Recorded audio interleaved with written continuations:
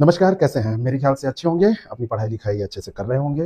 Health education officer सामाजिक विज्ञान का पोर्शन 150 में 100 सवाल यहीं से आने हैं और इस पोर्शन का पहली बार इंट्रोड्यूस होना और कुछ अता पता नहीं है कि कहाँ से पढ़ना है, कैसे पढ़ना है।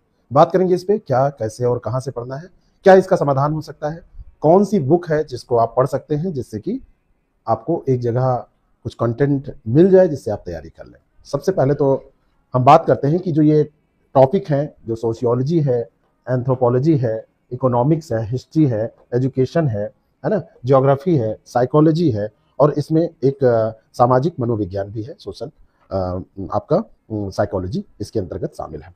तो इन सब टॉपिक्स को पढ़ने के लिए सबसे पहले तो हम ये देखने की कोशिश करेंगे कि इसमें क्या क्या है।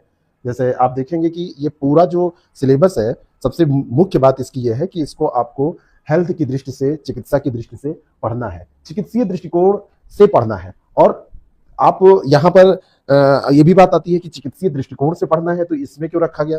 तो बात आती है कि जो वास्तव में आप मेडिकल के बारे में जानते हैं, आप कहते हैं कि स्वास्थ्य जो केवल एक मेडिकल स्थिति है वो गलत हो जाएगा। मेडिकल स्थिति वो केवल नहीं है, वो सामाजिक, आर्थिक, राजनीतिक कारकों पर निर्भर करती है। तो इस दृष्टि से आपको इन विषयों का अध्ययन करना है। यानी कि जब समाजशास्त्र पढ़ेंगे तो आप ये मान के पढ़ेंगे कि जो सामाजिक परिस्थितियां हैं वो प्रभावित करती हैं स्वास्थ्य को। भूगोल जब आप पढ़ेंगे, चाहे आप साइकोलॉजी पढ़ेंगे, तो जो भौगोलिक स्थितियां हैं, जो जलवायु है, जो उच्चावच है, जो स्थलाकृति है, जो पैटर्न है रेनफॉल का, जो आपका कहीं की क्या कृषि हो रही है, कैसी वहां पर स्थितियां पाई जा रही, ये सब प्रभावित करती हैं। यानी कि जो स्वास्थ्य है, स्वास्थ्य केवल मेडिकल के अंतर्गत पढ़ा जाना चाहिए, ये बात गलत है।